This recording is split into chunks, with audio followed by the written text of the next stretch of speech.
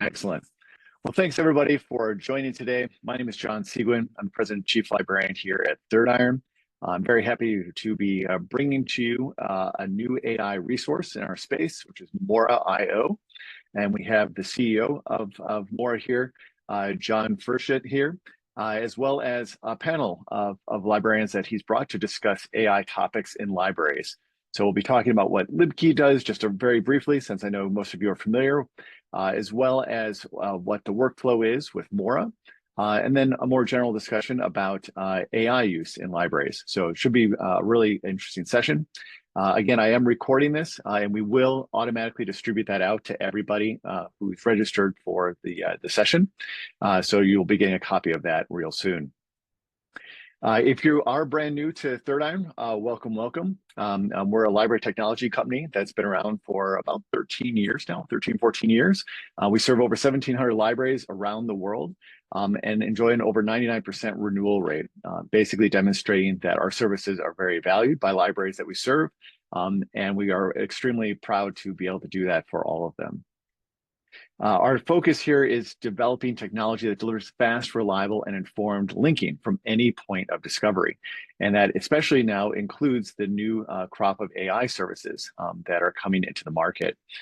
We are able to do this by combining two essential pieces: our article level intelligence, where we work with the library holdings from your institution, and combine it with our expert AI system for intelligent source selection. That's augmented by lots of information about the particular link that we're sending you to. We call that concept informed linking. That could be things like retraction status, expressions of concern, whether or not you get it from aggregators, from publishers, open access sources, and the like. And one of our chief goals is to do this in a very consistent way from every different point of discovery that users may have. So that might be your discovery services. Maybe you're familiar with LibKey from being integrated in a Primo or an EBSCO EDS, in database services with our LibKey link service, as well as on the open web with LibKey Nomad, our popular browser extension that's used on over 2.5 million machines worldwide. But we extend that even further with our API. And that's what we do with Mora, as well as many other services that are both in the AI space as well as other open web discovery space. Our concept here is that we're designing LibKey to be the best way to integrate your library holdings into AI services and to do it completely seamlessly and without any effort on the side of the library. So companies like Mora can easily integrate this into their systems by having the ability to see your library holdings, as well as routes to document delivery or ILL options automatically within their services.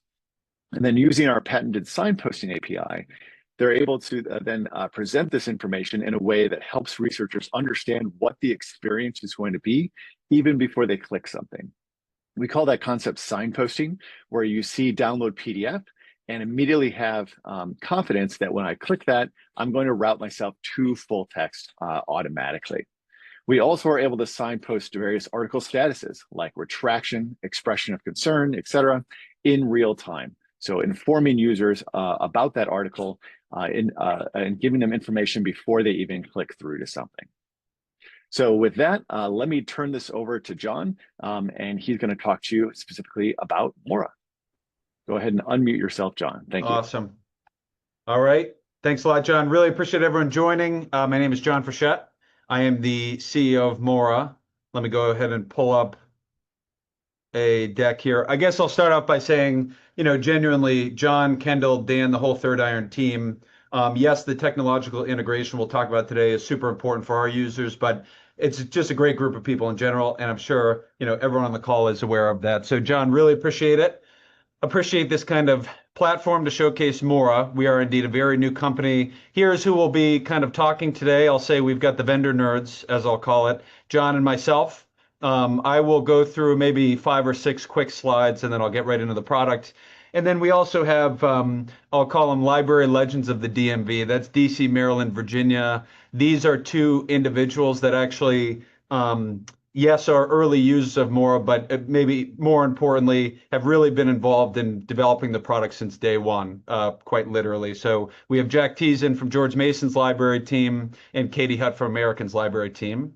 which happens to also be my alma mater for my graduate degree. And I think, by the way, part of the theme here is Mora indeed is something that was conceived and really rolled out and initially scaled in the DC area. Now, excuse me, we're really trying to roll it out to, nationally and globally, of course. So that is the group. Having said that, even though unfortunately for all of you, I'll be talking most of the time, there's actually a team of really three key management team members that are building Mora and rolling out Mora. It is myself, CEO of Mora, and I'm sure everyone's wondering, I'll get into what that stands for, by the way. I'm also an adjunct at GW. That's actually where I am currently on campus in DC. I'm also a very frustrated Red Sox fan. If anyone else on the call is, they've got a pretty deep team. They're supposed to be good, at least on paper, but they're not doing so hot. We also have Seth Watson. He is the head of product and engineering at Mora. He is in California. And Dr. Yifei Zhu is the head of research at Mora. She is in the Atlanta, Georgia area. And so, very quick backstory on the team, because I think it's important context. We are ourselves, kind of academic researchers. So, for about 3 years, we've run our own research firm, actually, supporting mostly large enterprises. So executive teams at large enterprises. We work with companies like Coca-Cola, Kimberly-Clark, Smithfield Foods, a whole bunch of different companies. And we are really bringing the academic research perspective to those folks. So it's funny, we kind of built this tool initially as users, customers, and then we started to really, we hope, integrate it with the academic community, speaking first with, university professors and PhD students, with librarians, R&D professionals. It's a pretty broad group of stakeholders. So I bring it up because those two are on the call as well. When we get into questions and answers, they'll be able to jump in, and Seth will be monitoring the chat. In case anyone has questions, he can just respond there. So, okay, moment of truth. Mora, MOARA, stands for Mother of All Research Assistants. It is, as we call it, an AI-powered literature review / systematic review tool. What it's really used for is in part finding, in part writing, but for the most part, it is a tool used to sift through a huge amount of academic research very, very efficiently. And so, this is obviously something that came about very organically for our group. We historically used tools like Google Scholar to search for papers. We would download those papers onto our local file explorer, and then we would just kind of rip through abstracts for sometimes days at a time, getting a handle on an area of literature, prioritizing papers. And so that is what this tool is intended for. So again, I think a key element to bring up is not just focus on finding papers, not just focus on, say, annotating or writing notes for papers. It is really an end-to-end literature review tool, as we kind of call it. The key features of Mora, and in fact, a little bit of a spoiler alert, quite literally this morning, we released the second version of our product, V2.0. This is obviously a really cool forum to announce this, but V2.0 is out the door. I will just, before I get into the demo, which I'll do in a minute or two, I'll just kind of give you the structure of the site. You've got your library. That is where you are importing papers, maybe from an external site or from your local file explorer. That's also where you're adding papers from our search tool. We do have a search engine, and that's almost your Zotero-like inventory of papers. In fact, adding papers from Zotero is a big part of this. The Discovery tab is where you have really two aspects. You've got, yes, search results. Those are based on an automatic query that we generate. We'll get into that. But then what you also have in the Discovery tab is kind of your typical summary of the literature on a given topic or area of research. So a little bit of history. You've got a nice synthesis of maybe the top 5 papers, empirical results. And so you can really get a handle on an area of research quickly. The database tab is where you are actually taking papers and breaking them out into metadata. We're talking anywhere up to 250 papers at once. So you can take a look at, obviously, your basic data like title, citation count, authors, but also the relevance summary, why a paper is relevant for your project, summary methodology, data source, key empirical results, etc. So I think it's a really almost an Excel-like tool that you can use there. Read, we've got a nice interface to actually, if you want to sort of jump into papers and read them, nice interface for that as well, taking notes based off them. And then writing is an area we're building out, but at the moment you've got 3 different writing templates that in effect take even, once again, 50 references and build a nice narrative around them and give you a solid kind of overview memo of the literature in an area of research.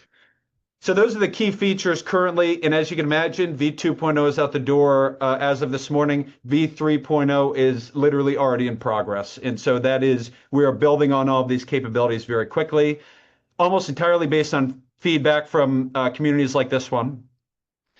Now, a couple quick slides on almost our perspective, our strategy, if you will, and then we'll get right into the reasons for and then demo around the integration itself.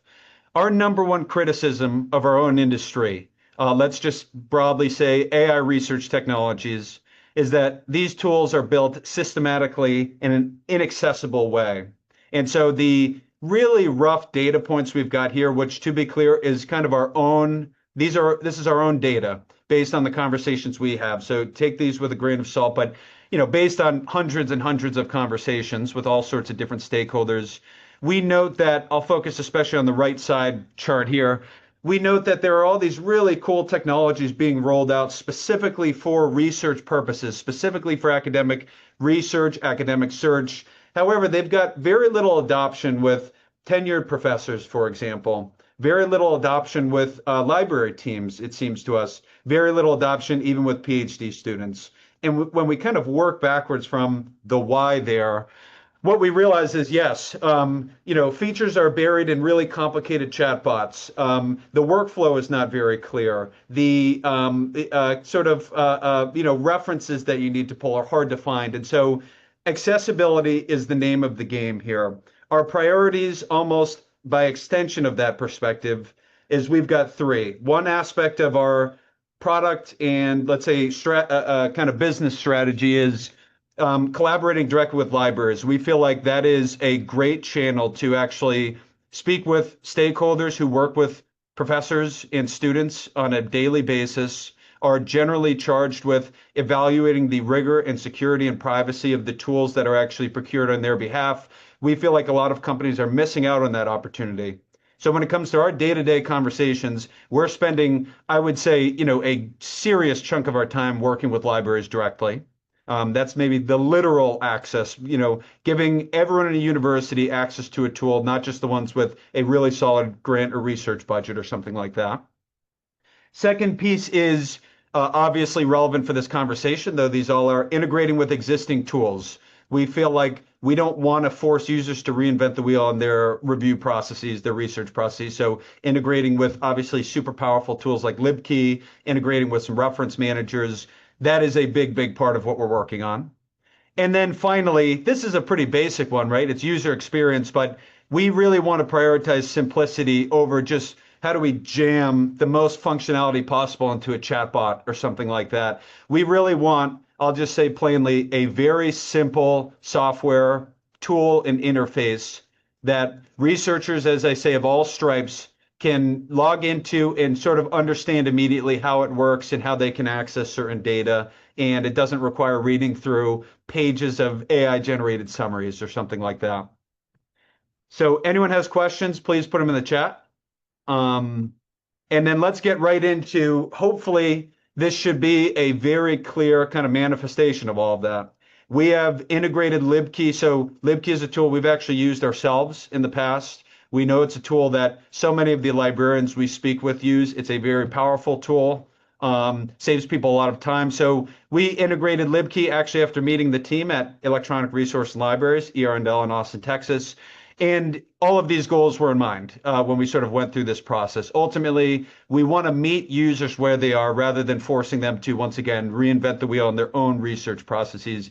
It is, I hope to be very candid throughout this discussion, it is a big open question or a big challenge in our industry is how do we, in a way that conforms with privacy standards and conforms with publisher licensing agreements, how do we give users the ability to actually navigate to their full text articles, incorporate their full text articles into their reviews, once again, without forcing them to maybe go into 3 or 4 different search engines or sites. And so this is just super, super key for our product strategy and for what we're trying to accomplish for users.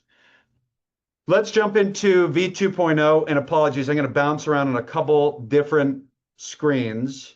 But once again, this is literally this morning we released this. Now we've got two versions of Mora. There's a B2C version, if you will. Anyone here can go on and access that on our site. You can sign up, 7-day free trial. There is a pilot version as well. Right now, I'd say we've got around 20 library teams that we are piloting with, and those pilot environments have some significantly more functionality, including the LibKey integration. So, given that kind of long-winded intro, without further ado, I'll jump right into the tool.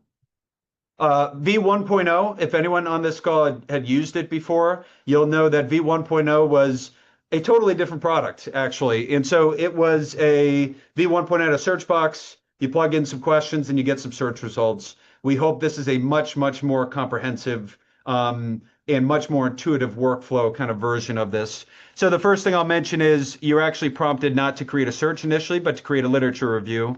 You also have your prior reviews you've been working on. You can jump into the review you worked on last. But let me just kind of go through the end-to-end process here. First thing we're going to do is, and I'm using a separate screen to just gather the title and description. Ideally, you know, the average maybe librarian or researcher would spend some pretty serious time actually putting some rigor into this description. When we're doing client work, for example, here's where we paste in our scope of work.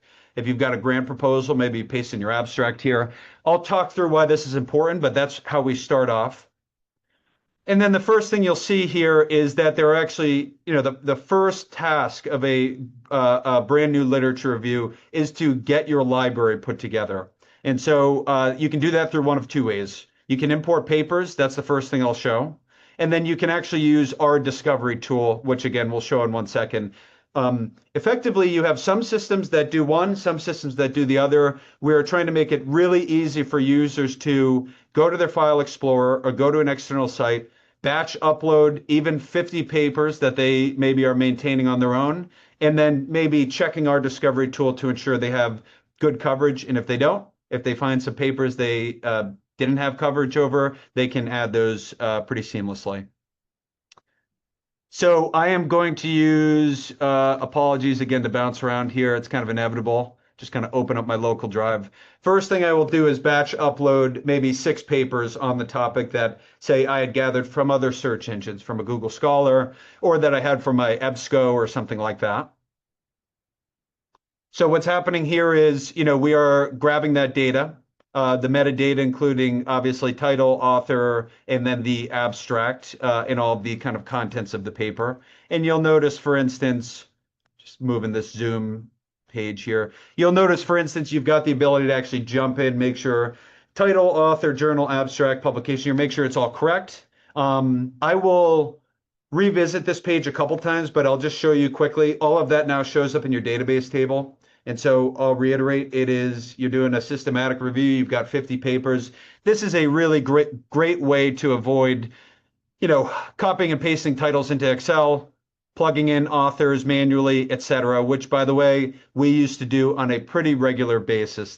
I'll mention that a couple times. This is all starting from our own research problems initially. Now, here's where we'll get into where kind of the LibKey piece of this is so important. If we jump into our discovery page, you'll notice the two things I mentioned before. You've got the summary, and importantly, you have in-text citations for those summaries. That is a generally accepted norm in this industry, and it's a very good one, is that, you know, citing sources is just kind of unbelievably, it's a prerequisite to having a tool like this. So we've got our summary. Here is where you start to see, for instance, PDF access options, view article options. This is, you know, the LibKey integration actually being able to account for the different licensing agreements that me as a GW user, right now I'm just using the GW login, have access to. And so I think everyone's probably pretty familiar with these kind of interfaces, but if I go into the view article right from the search tab, it'll take me to the LibKey UI. And then it varies the extent to which then you're able to jump right to the PDF versus being navigated to kind of a library site. And here I'm coming to the law journal library, so I can actually download right from here. Sometimes the PDF download will actually just, as you all probably know, kick off.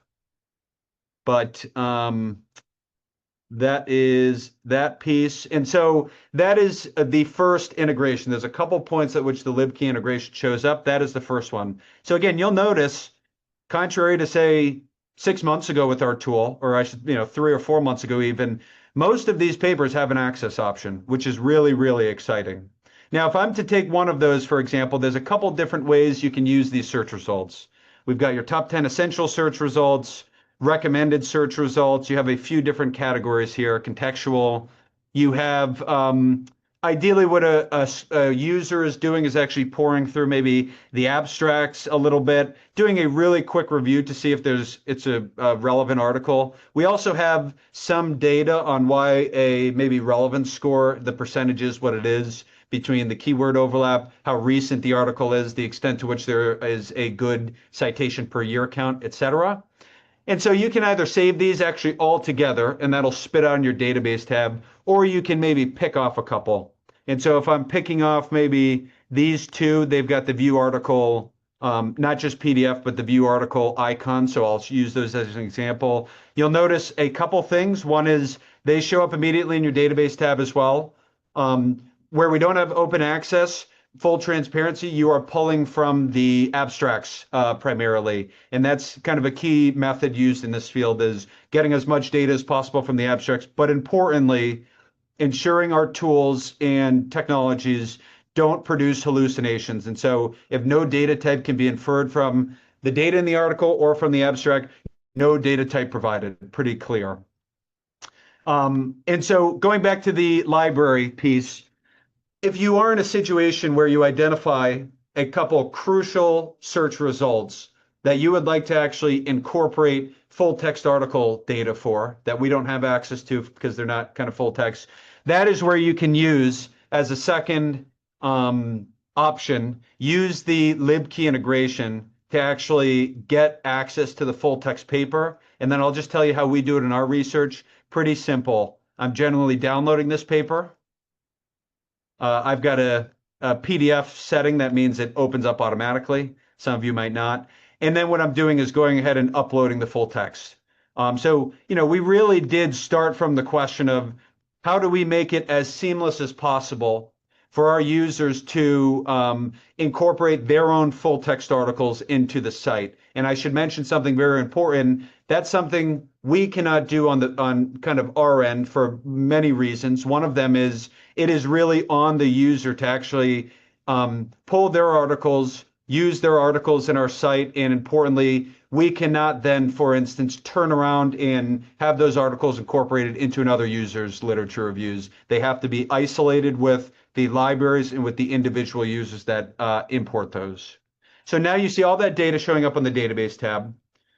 Ideally, these tables would be even longer, and you can kind of rip through them. I know when we're doing research, and I'm looking at the clock here, when we're doing research, this is generally the column I use most. I am pouring through the key findings, and then I am really deciding which of these I'm going to jump into to actually read through more in depth. And then everyone has kind of their own process. I know I generally go abstract, conclusion, then back to methodology. But the point is, here is your read tab.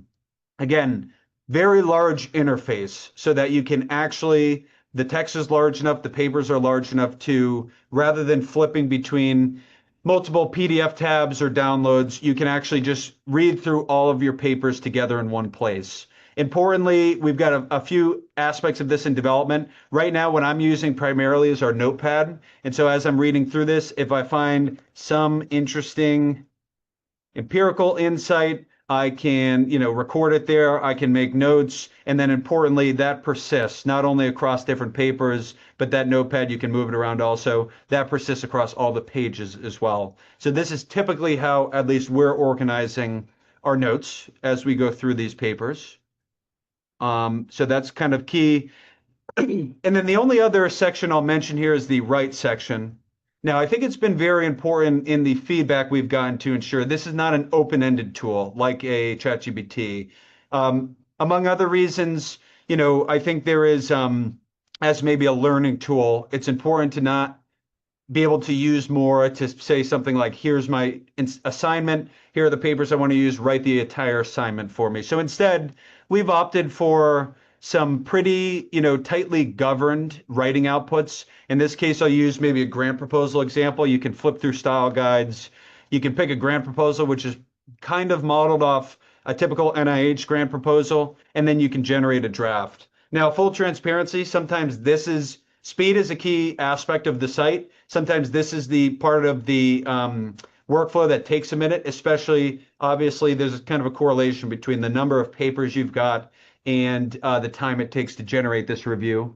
But the purpose of it, and at least the value in my eyes, is really that pre these types of tools, it was super difficult to read through 20 papers and put them all together into a cohesive story and narrative and really be able to describe well, again, kind of an overview and elaboration on an area of literature. So many different fields, so many different disciplines, and obviously so many different papers, and then so many different results within those papers. So I think this is a really cool way to do that.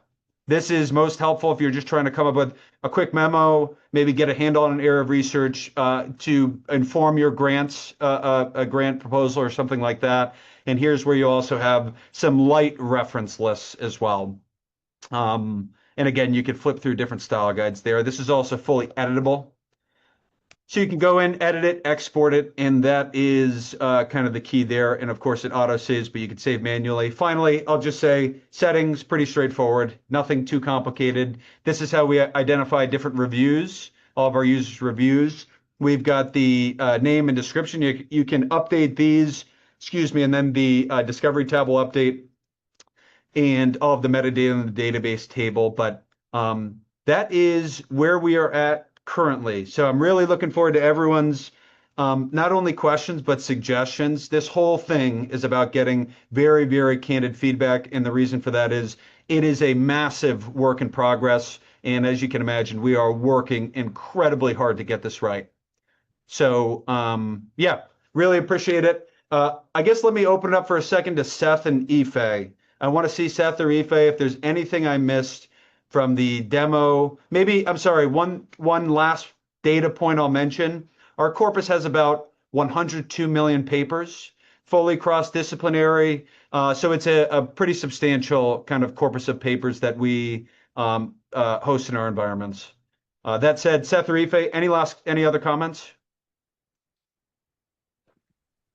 Can you guys hear me? Okay, no comments from me. I do see some questions rolling into the chat. And so I guess John S., if you want to tell me how you guys usually do it, just reply in chat, or if you want to, do we have time set aside to answer some questions?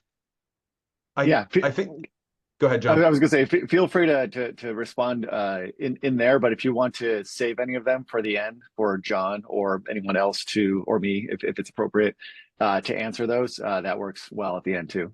Okay, great. Yeah, nothing else to add though. Sounds great. Yeah, Seth, feel free to get really active in that chat for sure. Ife, anything you feel I missed? No, I don't think so. Yeah. Cool. Great. Okay, sounds great.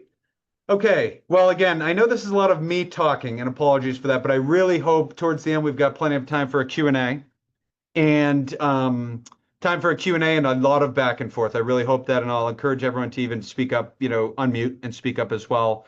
Having said that, let me jump back into the deck for 1 second, I guess, just to kind of reiterate the introduction of Jack and Katie, who I just want to say once again have been there since day one. So, and of course, we've had plenty of in-person meetings as well because they're down the road. That's really cool. But Jack and Katie, can you hear me and everything working with Zoom? Everything's working for me. Cool. Jack, you good as well? Yep. Okay. So awesome. So actually, I'll ask you both maybe to just very, very quickly, if you want, 20 seconds, just describe your role at George Mason American, any other data that's interesting if you sit on an AI committee or something like that. And then I'll go into 3 or 4, I hope, really substantive questions. But let's start off there, Jack, if you want to start. Absolutely. So first things first, I do want to apologize a bit. I'm recovering from a cold, so my voice is not at 100% and I may mute to cough on occasion. But my name is Jack Teason. I am the Geospatial Resources Librarian at George Mason University. And I also sit on an advisory council for the use of AI in the libraries. Awesome. Hi, I'm Katie Hutch. I'm the business and economics librarian at American University. I'm involved in several sort of AI subcommittees within the library, and working with our business school that is doing a lot with AI currently. Okay. Very cool. Really appreciate that. And again, let's keep this. I think we've got around maybe 15 minutes to go through this. I've got very genuine questions that I'd love candid responses to, maybe based on your experiences working with our tool and maybe exploring some other tools. And I'm reading over here. I give credit to John for this actually at Third Iron. John referred me to a great report. It was a Sage Publishing report, Library of Futures. And actually, I guess I've got two references to make. Clarivate's recent Pulse of the Library report, and I feel like this is just a great way to take something we saw anecdotally and put some data to it. Pulse of the Library report reported over 60% of academic libraries were found to be considering AI for their library or drawing up plans to introduce it. However, the same report found that just 7% of libraries were found to be actively implementing AI at present, suggesting that many are stuck in a holding pattern approach. That's a quote from the report. And so let me start with you, Jack, and just ask a really basic question, which is, why do you think that's the case? Yeah, that is a good question. I think that there's potentially two kind of diverging reasons. The first is that a library may not have an understanding of what the university may want with concerns to AI. If the university doesn't have, for instance, widespread policies or best practices that are available to the university, um, it's hard to kind of generate ideas of implementation. If we don't know how strict or how open the university is going to be with AI, then those discussions will most likely remain discussions until something is more concrete, or if something more concrete is presented. And not to say that libraries can't act independently, but any type of implementation takes quite a lot of time and a lot of bandwidth. And so if we're working on gathering resources for a variety of different programs, only for the university to come out and say, no, we're really going to be focusing on this one program or this type of AI, that's not particularly fun for any of us. And it's kind of a waste of time. So we really want to know what the university prioritizes so that it's much easier for us to create a pathway forward or at least understand what implementation looks like. And that brings me to the second thing, which is implementation can mean a lot of things. It can mean establishing policies. It can mean adding AI to instruction or creating new instruction. It can mean potentially developing a system for the library itself, like a chatbot. Uh, so I think a lot of that limbo of being, in between thinking about it versus implementing comes down to what exactly are we implementing, how, and for what reason. Because different libraries have different reasons and purposes for the use of AI, or they might not have a reason for it. They might not be going forth and trying to do such a thing. So those are two that I think can be a major factor in it. There are probably much more that I'm not even thinking about right now or considering. Okay, and you know what? Let me actually just jump in. One follow-up. Do you feel like, let's take the typical kind of AI committee, especially at maybe a small university where there is just one committee. I don't know. Is your view not necessarily just for Mason, but for others? Do you feel like learning and research tools and maybe even some other tools are sort of lumped into the same umbrella? And obviously, the reason I ask is because very different set of risks and concerns, it seems to me, learning and research AI tools. And that's why we kind of work hard from a marketing perspective, let's say, honestly, to separate ourselves from the learning tools. But do you think at the moment they're just kind of bluntly jammed together in these conversations? I think all of AI is kind of condensed into one thing, Right. um, just because I think it's still relatively new, at least the modern iterations of generative AI and all these programs that are coming out. And so there's the tendency, especially with how quickly these things move, to put it into one box, more or less, just because it's really complicated. And unless you're actively paying attention to it, then it is much easier to just say, oh, that's AI, or that is an AI type of program. So there is the tendency, I think, just in general, to place into one specific knowledge location. Yeah. Okay. Okay. Makes sense. All right. Katie, what are your thoughts again on that gap between kind of interest in, let's say, what goes out in a press release or an actual implementation? Sure. I agree with a lot of what Jack just said, especially your point, Jack, about like, what does implementation mean? Because I was looking at, I took a very quick look at the Claravit Pulse of the Library, and I noticed that the answers or the survey was conducted between, I think it was like January and June 2024. Mm. In terms of AI tools and libraries, that was like a lifetime ago, right? I think this past academic year, we kind of reached a tipping point wherein a lot of our tools that the library already subscribes to now have AI rolled into them. So JSTOR, ProQuest, Scopus, right? Some of these may have been a paid upgrade, some of them weren't, some of them just appeared. And so I think if you asked today, that implementation percentage, or the percentage of libraries actually implementing AI, would be a lot higher. I think when libraries kind of first started talking about AI, it was after the advent of ChatGPT, right? After ChatGPT was introduced, and the idea of getting an institution-wide license to something like ChatGPT was just not feasible, right? And so that's why a lot of people were thinking about it, but not doing anything about it. But now we have these different kind of tools, including Mora, right, that are coming out that may change what, again, that percentage of libraries that are implementing AI. So I sort of, was kind of digging into that. Well, what was the timing and what does implementation mean? And I also agree with what Jack was saying about what are our universities wanting to do? A lot of the licensing agreements, there were I don't think our procurement department felt like they were equipped to sort of take on what that meant. There's a lot of privacy concerns there, and also concerns, some of these companies just don't deal with student privacy the way that we need to deal with student privacy. And then also concerns about just like values aligning generally with the universities. Are they training on our information? Are they generating new content based on the information we're providing access to? So I think there's a lot of questions there too. Academia tends to move pretty slowly. The world of AI is moving extraordinarily quickly. I think we're trying to just kind of catch up and see where we are.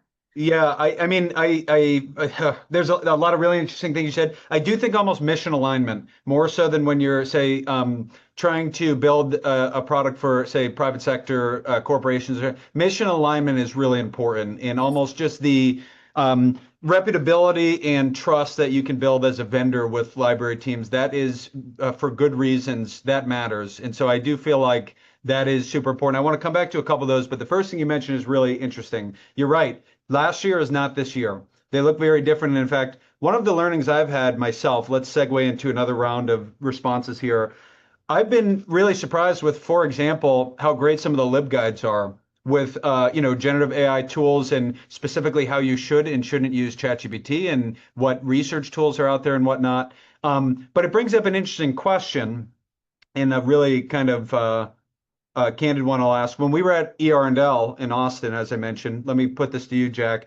One of the questions I got up there and asked everyone is, what is the likelihood that this space will be led by libraries and librarians? And obviously, as a company and as a very early stage startup, we are, putting investment, our time into working with library teams. But let's think of search, for instance. A lot of researchers use Google Scholar, which is obviously a B2C product, and might not use an EBSCO, search site that's in the A to Z list or something like that. And by contrast, the example I give is procuring and evaluating journals and procuring papers. For the most part, that's almost entirely done by outsourced by researchers to their librarians, with the exception of a couple papers they'll buy themselves here and there. So I don't know. What do you think about the, are you pretty confident that libraries will lead the charge in this space versus it all unfolding, let's say, B2C?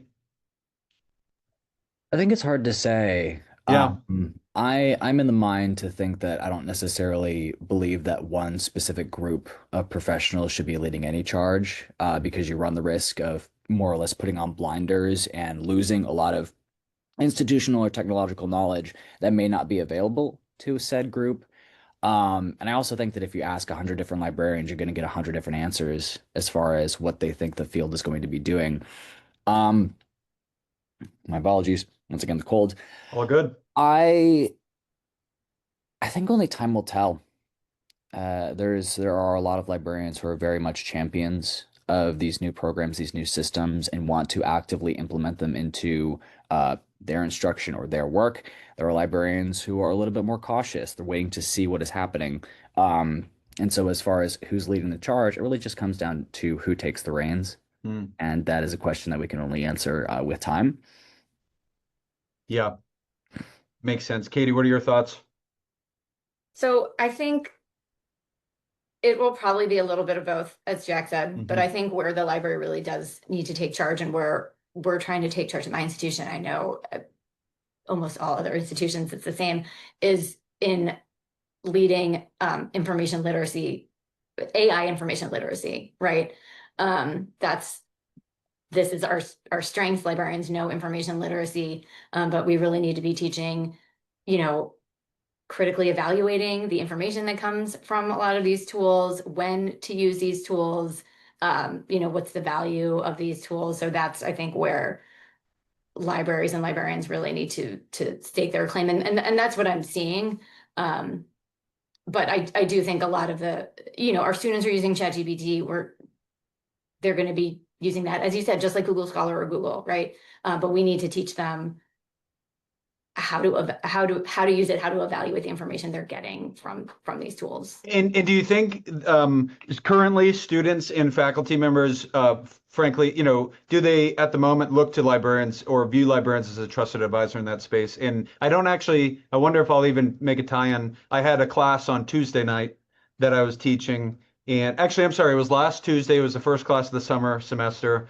And I had a student bring up the fact that I think we went through our AI policy, in the syllabus. And I had a student bring up the fact that her company is encouraging all of them to use AI tools. And I said, well, that's great. I think it makes sense. We, as a startup, use AI tools all the time, whatever. And then she kept coming back to this kind of weirdly confrontational about, well, no, but they say we should use it. And it's almost like she almost had I hate to say this, and it's a really specific example, but kind of preconceived notion that as an academic faculty member, I would somehow be totally averse to using tools like this and whatnot. And so it was a funny thing. I mean, I wasn't even arguing, but nonetheless, do you feel like there's that perception, or do you think students really go to librarians and say, what should I use, ChatGPT or another tool for? What shouldn't I? Or is there some more work to be done to make the library, again, more of a real advisor in that space? What do you think, Katie? I think there's probably always more work to be done. Yeah, sure. Yep. To advocate, for the libraries being involved. I know our students are confused as to when they're allowed to use it and when they're not, because it varies not only discipline by discipline, faculty by faculty, but even class by class. And so which makes sense, right? Because a class that is essay based is going to be less inclined to push using AI than a class that isn't, that is maybe doing coding or some other type of research. So it makes sense, but I know it is frustrating for students to not have clarity as to like when they're allowed to use these tools and when they're not. And that I think is, again, I don't know that. I mean, I think every institution is probably working on policies, and we are too, but they are still going to vary class by class and faculty member by Yeah, I agree. I mean, so I teach at two universities, and we work with a lot of and every policy is different, and it seems to me a lot of, for better or worse, a lot of the discretion is handled by instructors, and professors. So I think that, and then I got one more question for both of you, but maybe Jack, I'll let you. Do you have any thoughts on that as well? Library is kind of a trusted advisor in this space. Yeah, I mean, it's case by case basis. I think libraries in general are trying to do as much as they can to make sure that the student body trusts them, not even for AI, but just for anything. Marketing for libraries has always been a bit of a tough thing in academic institutions, but I've been noticing more and more just general curiosity being pushed towards the libraries. which is, I guess, a good sign. But yeah, obviously there's more to be done. Okay. Yep. Makes sense. Okay. Last question, and then I want to get to those questions in the chat is for both of you. I'll just tell you, at Mora, one of our kind of key hypotheses is that what is needed in this space is a little bit stark to say, but quote, a throat to choke. And what I mean by that is an actual vendor that has actual customer support that can address actual questions around whether our privacy policies and our security policies are rigorous enough, whether the way we use data is in compliance with, publisher licensing agreements, and specifically sitting down in conversations like this one and asking people, what do you want us to build? That is like we don't have that advanced of a strategy. We just ask people, what should we build for you effectively? And so let me use that as the final question, kind of a springboard. What is something you wish vendors in this space understood better? And I'm sure Seth and Ife will be taking furious notes for both of your responses, but let's start with Jack. I think there's a variety of things. Katie said earlier that academia works very slowly. So the acknowledgement that any type of vendor university connection is going to be a process, and a process that may take time. I also think that with libraries specifically, libraries are their own ecosystem. There are a lot of different people, a lot of different, not only librarians, but also staff and tech. What's the term? What's the term for that group of people? Like people working in IT, etc. They all have different ideas of what could be useful out of a program, out of a system, whatnot. Some of them are completely contradictory. So vendors should know that there's a lot of information that can be gathered, not just from one person or a group of people or a singular department, but the full library. So get as much as you can. That would be my argument. So take your time, talk to as many people. All right, makes sense. That is our MO. Talk to as many people as possible. Yep. Katie, go ahead. So universities are teaching institutions, and one of our jobs is to teach students how to think critically about information, especially our undergrads, right, who don't have as much practice doing that. And so giving them access to tools that do that for them doesn't necessarily serve our mission. And some of these tools are great for grad students and they're great for faculty. And then something else is that we value, most institutions, my institution values equity. So we need to be able to afford like campus-wide access rather than just specific individuals. And then we also value privacy, as I mentioned before.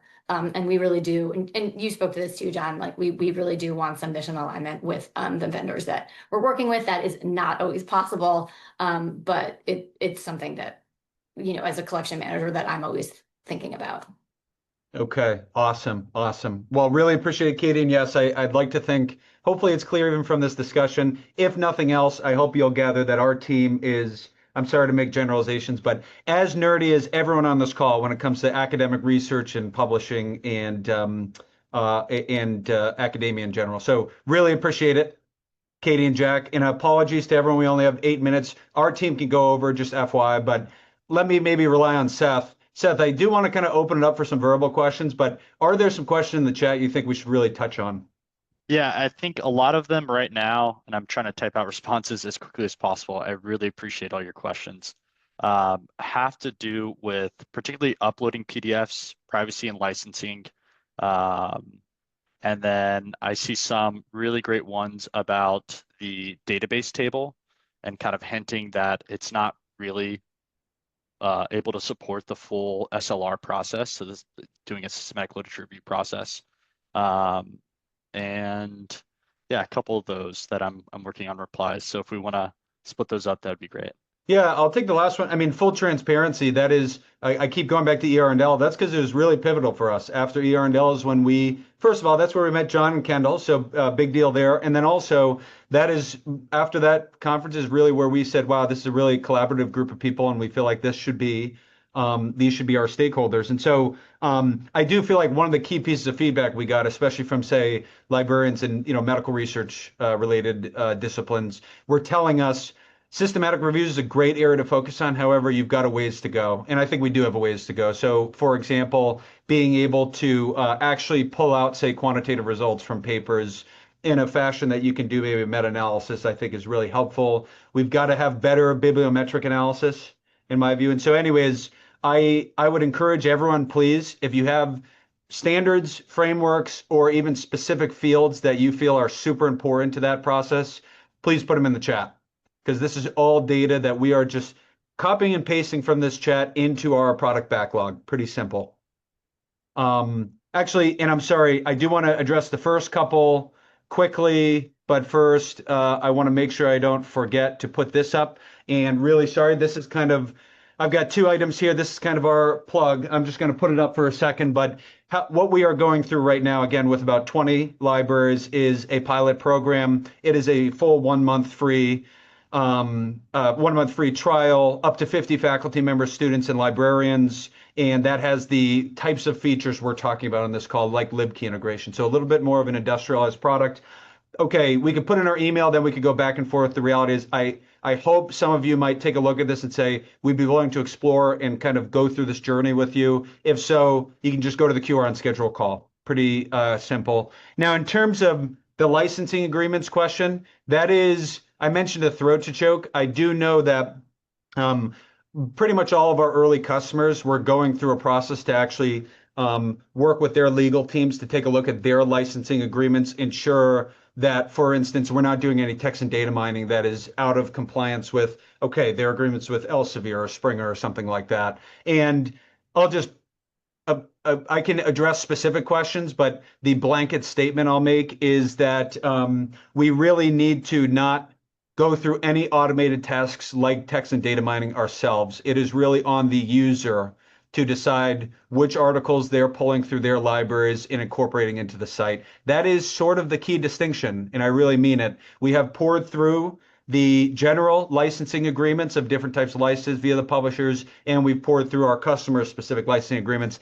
That is the X factor at the moment. However, one last thing I'll mention is we are pretty consistently actually speaking directly with the publishers and coming up with some really interesting ways to, for instance, use preprint repositories to actually incorporate full text articles in that fashion. And then, I'm sorry, in terms of privacy, I don't know, maybe Seth, I'll let you just talk for 30 seconds about our pilot environments in particular and just how they're kind of sectioned off from maybe the B2C product. Yeah, I think one important thing to note is we have a B2C product that has its own databases and services on the back end and infrastructure. We've essentially, for every new pilot customer that we have, we clone that environment and give them a completely siloed environment. And so what that would look like in practice is you'd essentially have your own domain, you'd have your own infrastructure. It's a complete clone of everything in the B2C, but then we added a lot of additional features to it, like LibKey, like a couple other things. So they are completely siloed environments away from our B2C product based on the university. The second thing I want to just talk about really quickly, John, to pivot, there's just so many good questions. I'm serious that it's really hard to keep up. Jessica noted something in regards to kind of from our search results. It's not very clear, I guess, where the content is coming from. And I think how she kind of framed it was librarians work really hard, right, to make users understand that they know where their content is coming from. And so I think that's a really interesting thing to note. One that I'll take back is just signposting results based off of where they're exactly at. It would also be, Jessica, Bringiel, it would be great if you would let me know what that looks like in your eyes. And even everyone, if you have ideas or even screenshots about how can we signpost better, I think that would be really, really helpful. As John kind of hinted at, a lot of our conversations right now are, what do we build? How can we serve you? And so I would love to have those conversations with everyone.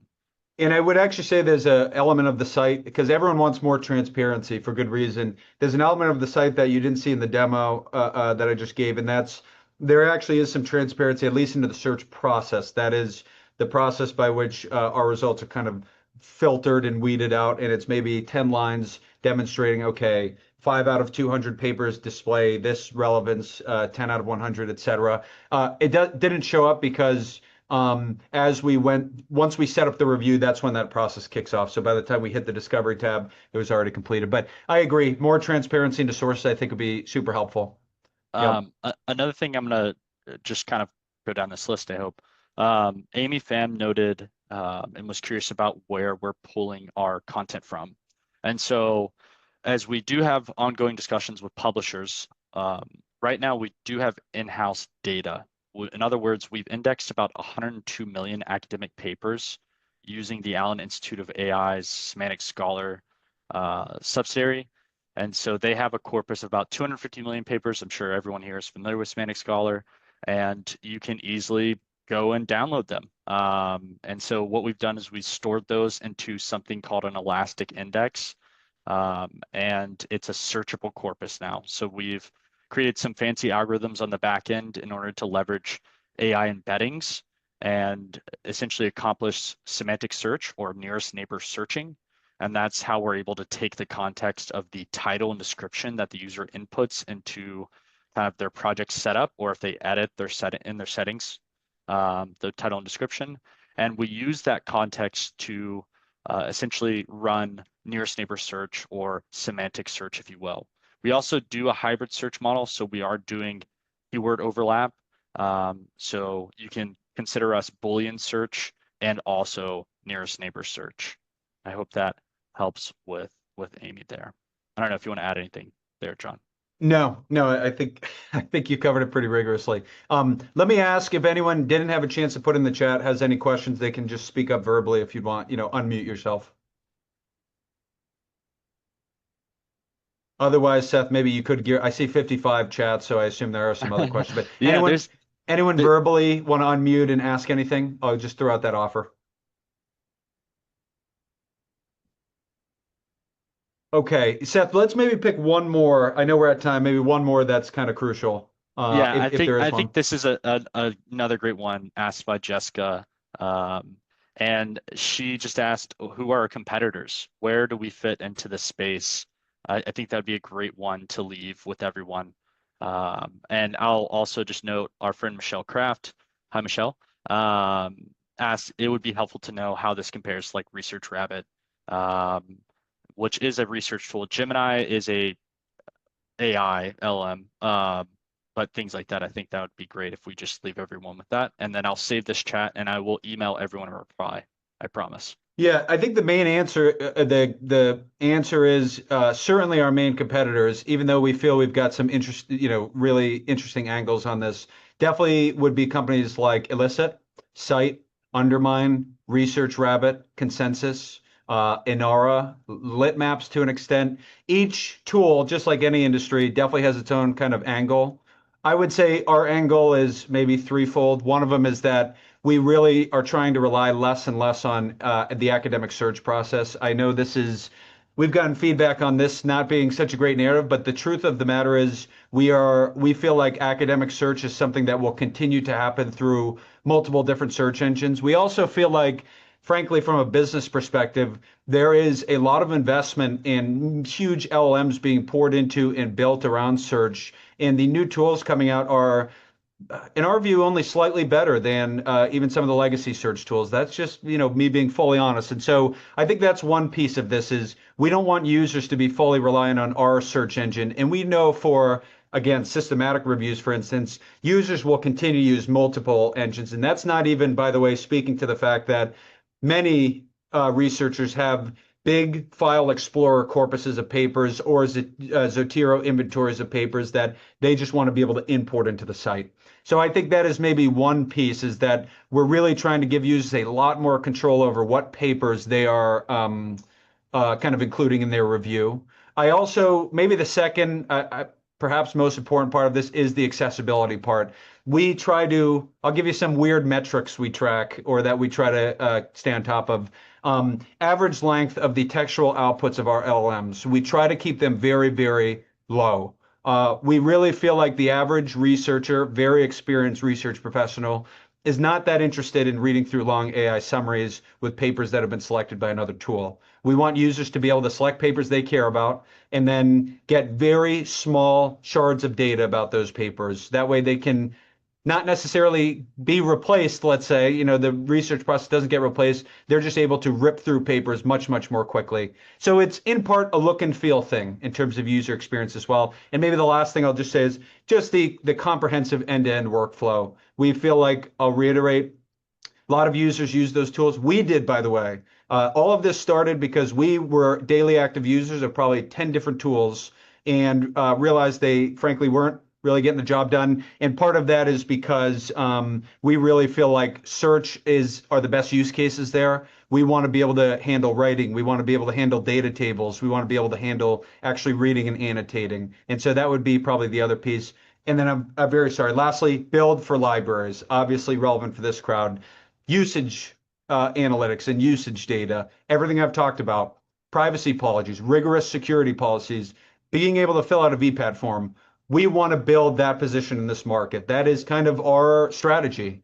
And so, so everyone's got their niche, and that combination of those 3 angles or 4 angles, that is what we hope our niche will be. Okay, and then Michelle's question, did I address that as well, Seth? I believe so, yes. Okay. All right. Well, I think we should be able to get from John if there are other questions we weren't able to address in the chat. Absolutely. Okay, cool. But really, seriously, appreciate everyone's time and appreciate your willingness to provide feedback and help us build out this product in this business. And so hope to be, collaborating further in the future. Thank you, everyone. Yep. All right. Terrific. Thank you so much, John. Thanks everybody for attending today. If folks do want to get in touch, hopefully you grab that QR code there that John had up on the screen. Otherwise, of course, certainly if you have questions about how LibKey plays a role in this, shoot me a note at john@thirdiron.com. But hopefully it was pretty evident from the demo. You'll receive a recording. Otherwise, have a great day, folks. Thanks for attending. Appreciate it. Really appreciate it. Thanks, everyone.